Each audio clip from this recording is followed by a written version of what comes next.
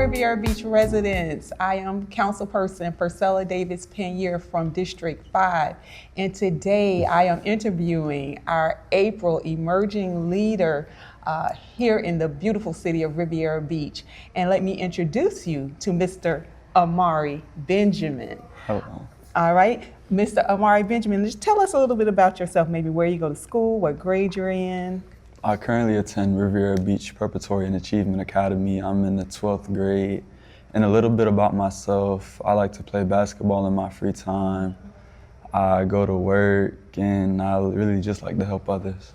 All right, so listen, I know he plays basketball because he played for our team and he was very committed and a great teammate. I also can vouch a little bit about him going to school at Riviera Beach Prep. Now, Amari, you are graduating. Instead of in 4 years, you're graduating in 3 years. Mm-hmm. With a 3.3 or 3.4 GPA, tell me what motivated you to graduate early?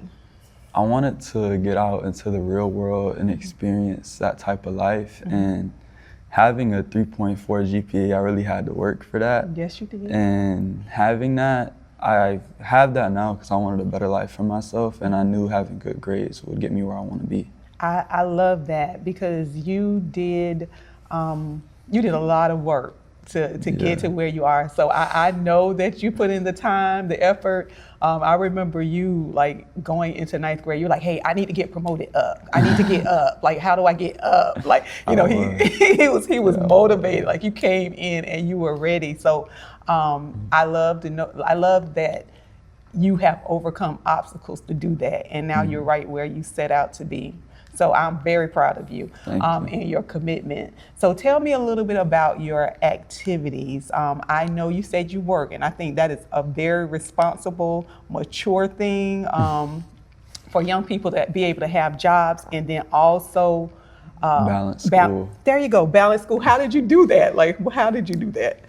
I really started working because I wanted some extra money in my pocket. Yep. I really wanted some extra money in my pocket. And balancing it, at first it was kind of difficult. Mm-hmm. But for me, I always try to put school first because that's my main priority, and then the job second. I love that, and that's what I try to tell students all the time. You have all your life to work, let me tell you. But you need to take full advantage of being in school, getting that support, getting good grades, and giving yourself options at the end of graduation. So as we say options at the end of graduation, what are your future plans after May 18th, 2026?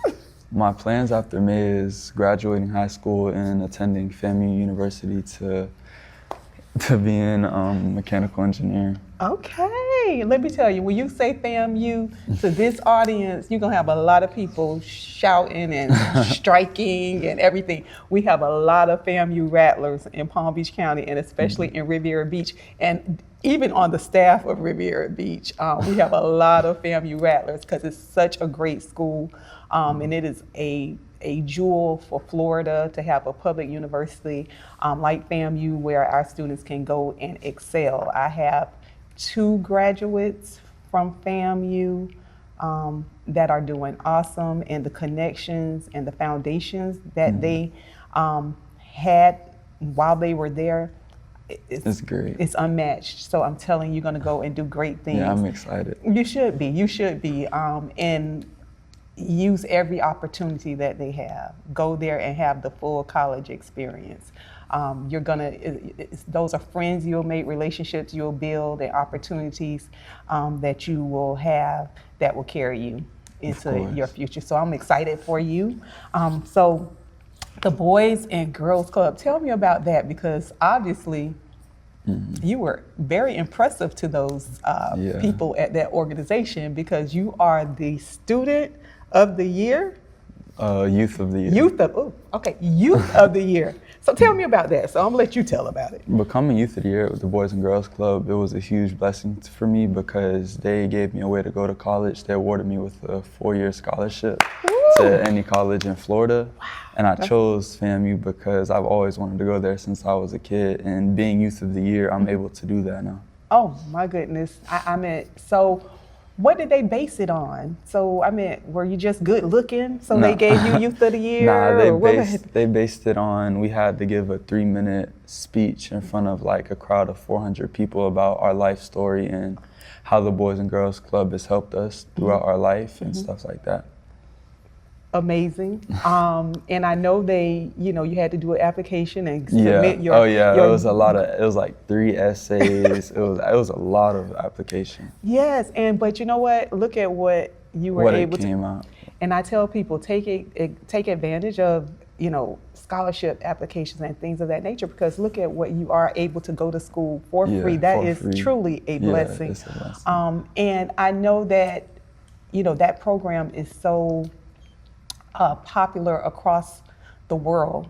I know Shaquille O'Neal is a big supporter of the Boys and Girls Club, as well as other celebrities, because so many of our young people have been able to utilize that for after school activities and having a structured environment after school. So we love what they do in our community, and we know they chose the best Youth of the Year. I can say that. I totally believe that. So I'm so proud of that for you. Any other organizations that you want to talk about? I know you did a blanket drive. Yeah. What group was that with? It was with the Boys and Girls Club somewhat. It was with my mentor at the Boys and Girls Club, Miss Roll. She helped me come up with a blanket drive initiative to give blankets, and we did a little bit of food too to the homeless during the cold, like during around December, because I know it's very cold. Definitely. And me being homeless at the time, not at the time now, but at a time, I hate people, I hate to see people go through that, because I know how it feels, and I really just wanted to help out. Come on, I love that you're able to share that, because some people kind of hide behind what, the struggles that they've had. But that's what I mean when I said I'm so proud of you, because I know what you've overcome and, the things, the obstacles that you've had, and that you have used those obstacles as stepping stones for you to get where you need to be.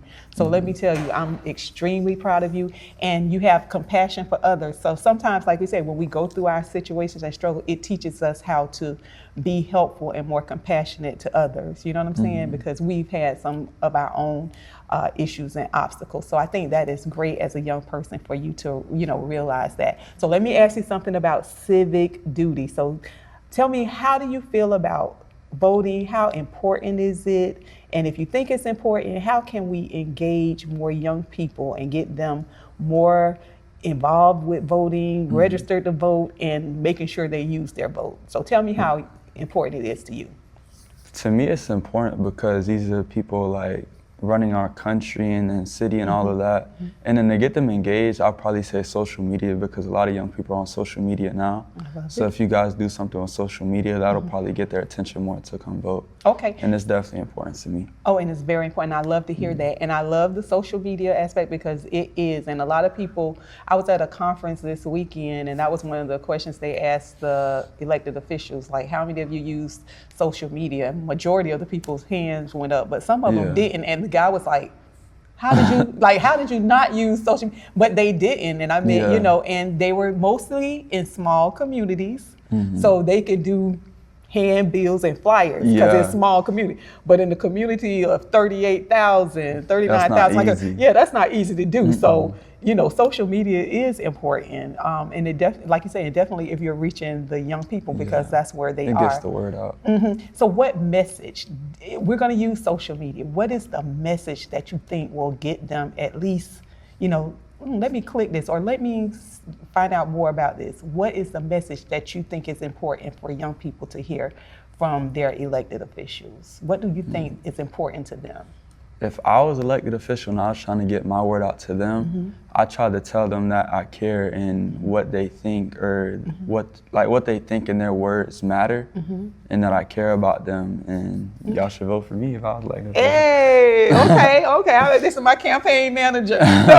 But you're right. Your voice is power. Yeah, and it matters. So I love that. See, you were teaching me. So that's why I love these interviews, because I'm always learning stuff from you all, because we have a lot in common, but then there's some differences, between the generations. So let me ask you this.